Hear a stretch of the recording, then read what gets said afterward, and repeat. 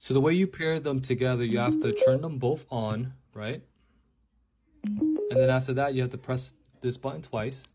And then you wait for them to pair. You'll hear a sound. There we go. You heard that? That's how you know they're now paired together. Then go to your Bluetooth settings.